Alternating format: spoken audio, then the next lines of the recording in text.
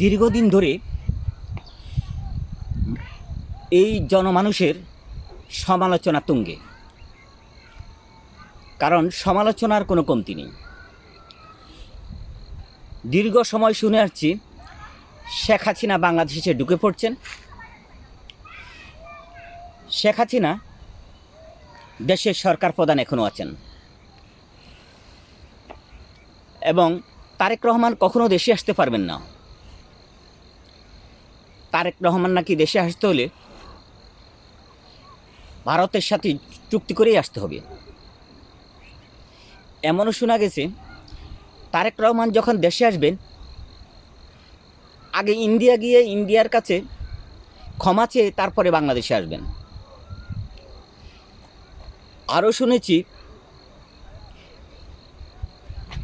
এই দেশে নির্বাচন হবে না, তফসিল হবে না।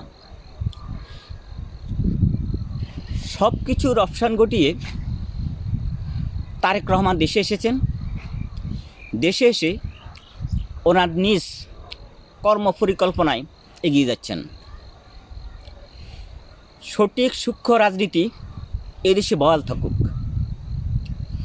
এই ধরনের অপগুঞ্জন আমরা না করি, কারণ এই অপগুঞ্জন মানুষকে বিব্রত করে, আর এই বিব্রত মানুষকে সামলানোটা কঠিন হয়ে যায়।